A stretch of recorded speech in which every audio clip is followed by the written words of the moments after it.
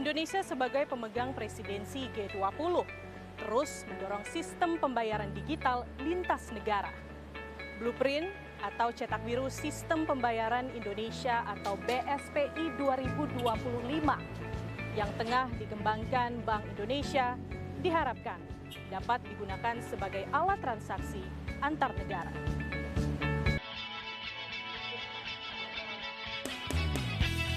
Pandemi telah menciptakan momentum untuk mempercepat digitalisasi dan memanfaatkannya dalam transaksi serta aktivitas ekonomi. Pada forum G20 ini, Indonesia sudah mengusung isu sistem pembayaran digital yang kini tengah dikembangkan lebih lanjut. Pengembangan sistem pembayaran digital yang tengah dikembangkan Bank Indonesia terangkum dalam cetak biru atau Blueprint Sistem Pembayaran Indonesia BSPI 2025. Pada akhir Agustus lalu, Presiden Joko Widodo dan Bank Indonesia sudah menerbitkan Quick Response Code Indonesian Standard atau KRIS antar negara. KRIS yang selama ini lazim digunakan di dalam negeri saja, kini bisa menjadi alat transaksi antar negara terutama di ASEAN.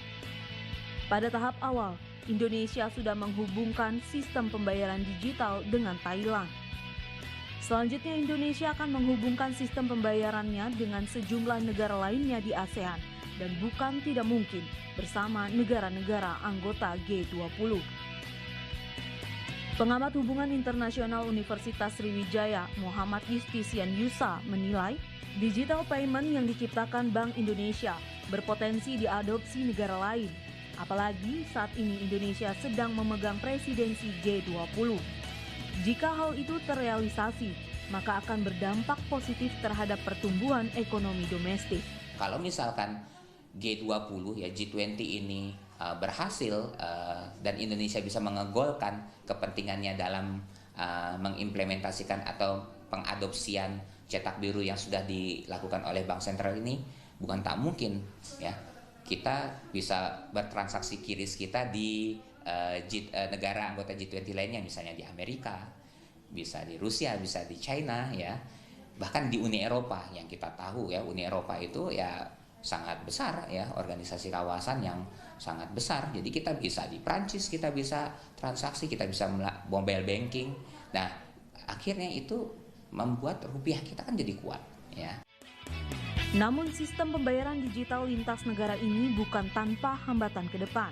Pengamat hubungan internasional Universitas Sriwijaya Ferdiansyah Rifai menyatakan, visi Bank Indonesia merupakan respon yang baik terhadap percepatan digitalisasi pembayaran. Namun isu ketidakpercayaan terhadap keamanan data dan sulitnya sinergitas antar lembaga juga harus dimitigasi. Terutama di tengah kondisi kita tahu terjadi semacam distrust terhadap keamanan data ya di Indonesia hari ini gitu. Nah, pemerintah harus punya ya saya pikir sosialisasi yang kuat, lalu kemudian harus punya sistem ya, yang selain sosialisasi tentu sistemnya sendiri, sistem keamanannya sendiri itu harus benar-benar terpercaya. Lalu semua kasus-kasus yang pernah ada terkait transaksi digital di Indonesia hari ini ya harus diselesaikan dengan benar, tidak hanya sekedar lip service. Sementara itu, pengamat hubungan internasional Muhammad Justisian Yusa mengharapkan Indonesia sebagai pemegang presidensi G20 sukses mewujudkan kepentingannya, termasuk dalam pengembangan digital payment lintas negara. Jadi proses ini ya, kalau ini goal ya, ini tentunya akan membuka peluang bagi Indonesia ya untuk bisa bisa bertransaksi kita dengan QRIS kita dan menegaskan bahwa kita ini bisa ya, sebuah negara berkembang bisa mengajukan sebuah program yang inovatif agar sistem pembayaran ini tidak harus sulit ya, tapi memudahkan kita untuk bisa bertransaksi melalui digital payment yang sudah digalakan, yang sudah diinisiasi oleh Bank Indonesia.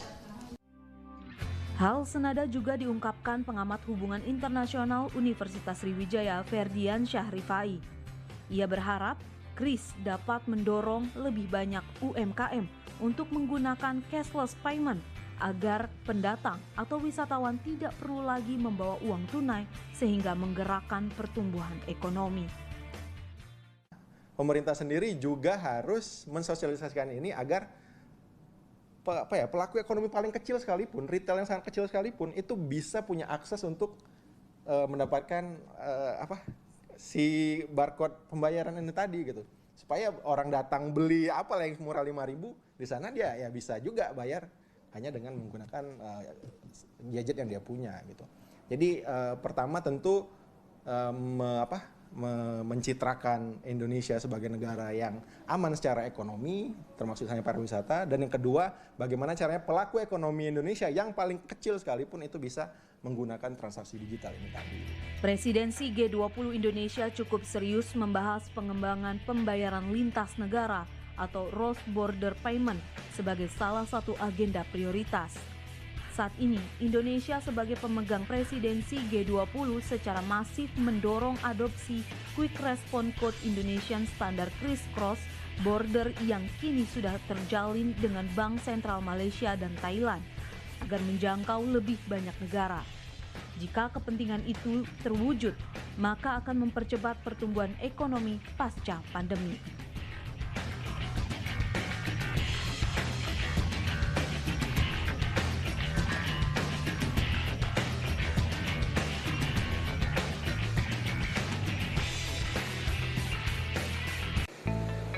Informasi tadi menutup acara menuju KTT G20 Indonesia. Kita jumpa lagi esok di waktu yang sama hingga penyelenggaraan KTT G20 di Bali pada 15 hingga 16 November mendatang. Saya Brigita Kue, sampai jumpa.